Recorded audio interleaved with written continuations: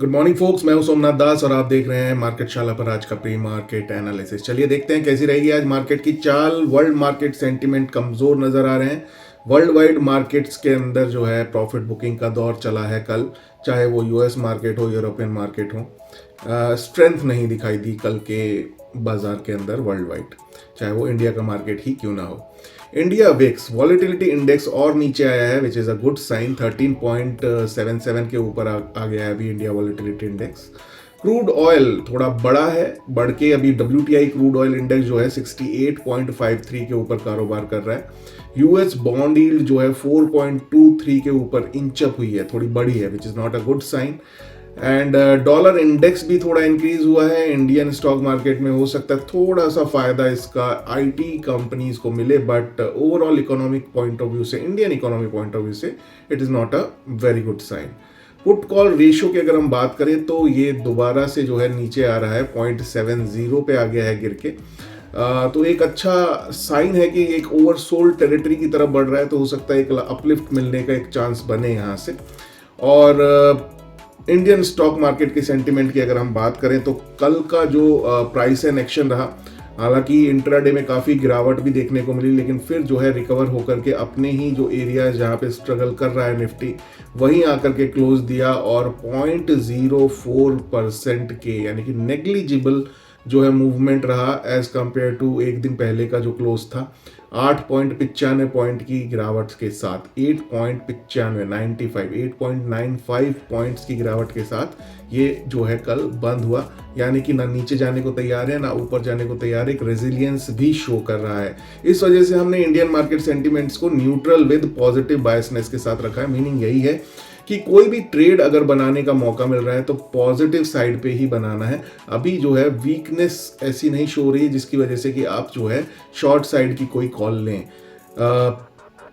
Market जो है लगभग नीचे से जो रिकवरी दिखा रहा है, लगभग वही 6% के आसपास के, 5.82% के आसपास की ट्रेंड अभी जो है अपवर्ड साइड का ही दिखाई दे रहा है। ऐसी वीकनेस नहीं दिखाई दे रही जैसे कि वर्ल्ड वाइड मार्केट्स के इंडाइसेस के अंदर दिखाई दे रही है, क्योंकि वहां पे ऑलरेडी नए हाइज बन चुके थे।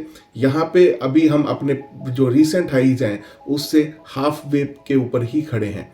तो ये एक डिफरेंस है जिसकी वजह से जो वर्ल्ड वाइड मार्केट एक वीकनेस दिखा रहे हैं, हमारी मार्केट्स में एक न्यूट्रल विद पॉजिटिव साइड के सेंटिमेंट का बायसनेस बना हुआ है।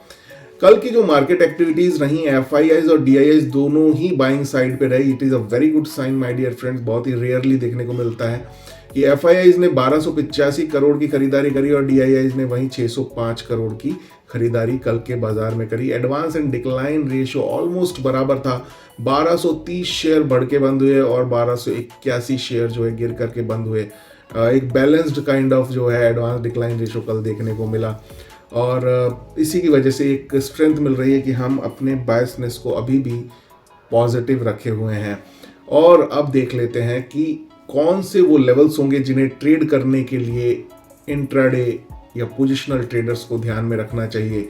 निफ्टी का एक दिन पहले का जो हैंडओवर मिला 24,684 पर मिला है।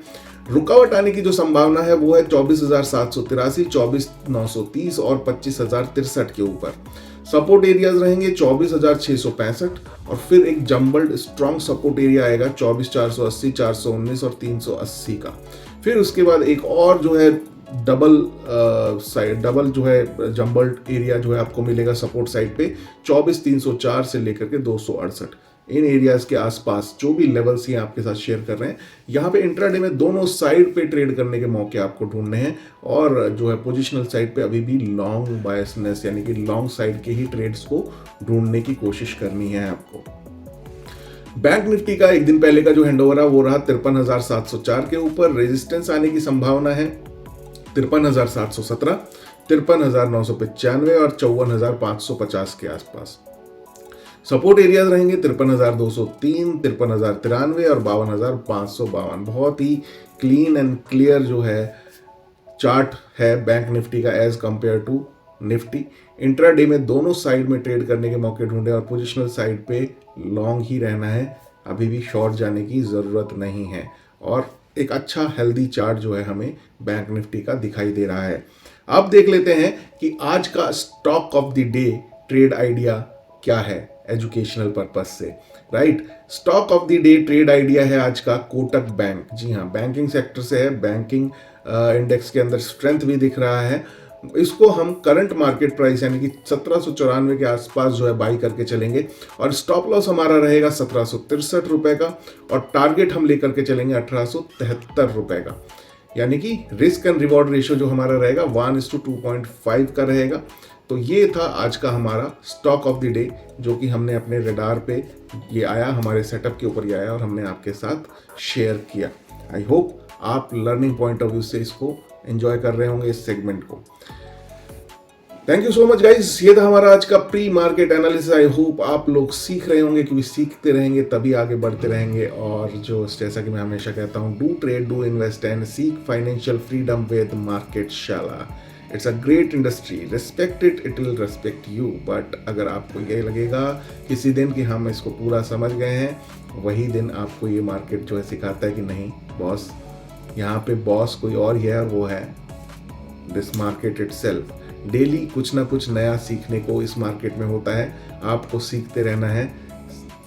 जो है ज्ञान का सागर बह रहा है, जहाँ पे भी आपको लगे कुछ आपको सीखने के लिए मिल रहा है, वहाँ से थोड़ा थोड़ा बटोरते चले जाएं और अपनी स्किल सेट को इन्हेंस करते चले जाएं। ट्रेडिंग हो या इन्वेस्टिंग बिजनेस हो, discipline is the key, risk and reward is the key, money management is the key. और कोई भी एक जो है आर्ट के ऊपर आपको महारत हासिल करनी है, चाहे वो क्वांट्स के ऊपर हो, चाहे वो आप जो है ऑप्शन चेन को देख करके आप एनालाइज करें, चाहे प्राइस एंड एक्शन को देख करके एनालाइज करें। मार्केट शाला में हम जो है प्राइस एंड एक्शन के ऊपर फोकस्ड रहते हैं, बिकॉज यही हमारी स्ट्रेंथ एंड एक्सपर्टीज है। तो thank you so much, bye bye, see you tomorrow at the same time same place with pre market analysis का जो हमारा सेगमेंट है। इसी सेगमेंट में कल फिर मिलेंगे। Thank you, bye bye.